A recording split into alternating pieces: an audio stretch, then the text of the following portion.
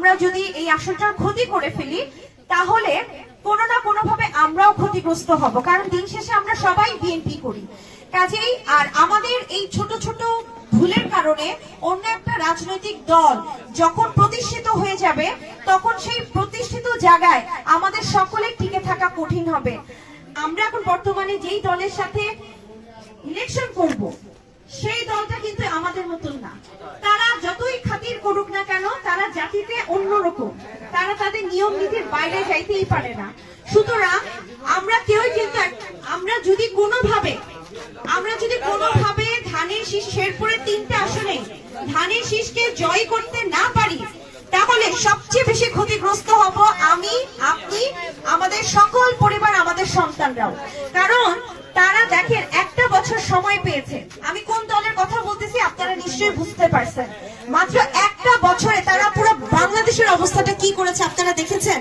Facebook খুললে যে কোনো প্রার্থীর বিরুদ্ধে তারা কিভাবে লেখালেখি করে, কিভাবে প্রোপাগান্ডা ছড়ায়, মানে কোন আসনের প্রার্থীদেরকে তারা শান্তিতে থাকতে দিচ্ছে না।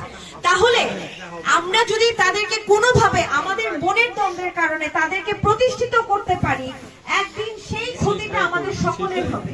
কাজেই চাচিরা, আমার চাচাদেরকে আজকের পর থেকে আপনারা সকালে ঘুম থেকে উঠে গরম গরম ভাত খাওয়ায় বাসা থেকে বের করে দিবেন, আর একদম রাত 2টার আগে বাসায় ঢুকতে দিবেন না। পারবেন না?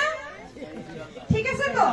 আর হচ্ছে ইনশাআল্লাহ যখন বিজয় আমরা ছিনিয়ে নিয়ে আসবো, এই বিজয়ে আপনারা সকলে, আমার যারা আন্টিরা আছেন আপনারা এক একজন এমপি হবেন, আমার আঙ্কেলরা এক একজন এমপি হবে। কারণ আমি শেরপুরের মেয়ে হিসেবে আমি সকলকে অনেক সম্মান করি, শ্রদ্ধা করি।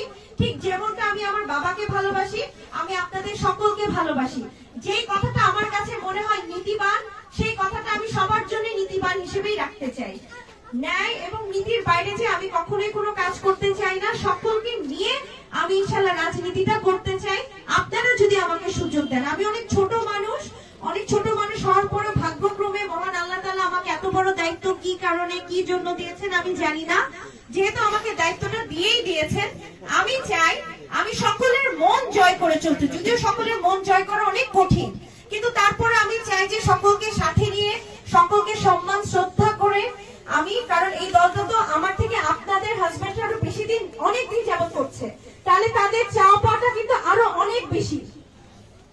তো সেই অনেক বেশির তুলনায় যখন তাদের একটু কমতি হয়ে থাকে তাদের হয়তো বা কষ্ট থাকে, কিন্তু আমি জানি না আমি কতটুকু পারবো। কিন্তু আমি চাই সকলকে সাথে নিয়ে, সকলকে সম্মানিত করে চলতে। আপনারা শুধুমাত্র আমার ইলেকশনের আর একটা মাসও নাই, হয়তো বা 20-25 দিন আছে, তারপর তার কিছু ইলেকশনের 2-3 দিন আগে তো কাজ করা বন্ধ হয়ে যাবে। এই সময়টা আমার প্রাণপ্রিয় চাচারা এবং চাচিরা আপনাদের উদ্দেশ্যে বলছি, আপনারা আমার কোনো কারণে, আমার কোনো কাজে যদি ভুল হয়, আমার কোনো ব্যবহারে কষ্ট পেয়ে থাকলে আপনারা আমাকে ক্ষমাস্বরূপ দৃষ্টিতে দেখে চলুন আমরা একসাথে ধানের শীষের পক্ষে কাজ করি।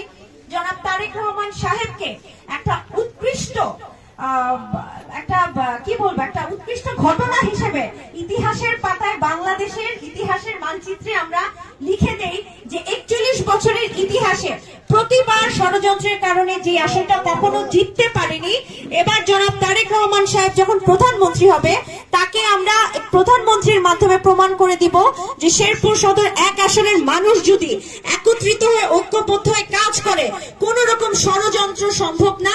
এখানে আমরা যে কোনো মূল্যে জনাব তারেক রহমান সাহেবকে আসনটা উপহার দিতে পারবো। আর যদি অতীতের মতন ষড়যন্ত্র হতে থাকে তাহলে তারেক রহমান সাহেব হয়তোবা এই আসনের দিকে বিমুখ হয়ে যাবে। তখন বগুড়াতে তারেক রহমান সাহেব যে আসনে এমপি হবেন, অথবা ঢাকা 17 আসনে যে আসনে এমপি হবেন, সেই আসনে নেতা কর্মীদের যে পরিমাণ দাম থাকবে, ঠিক একইভাবে যদি আমরা আমাদের আসনে এমপি না পাই, আমাদের নেতা কর্মীদের কিন্তু সেই রকম মূল্যায়ন বা সমমানের লেভেলটা কি থাকবে? থাকবে না। সুতরাং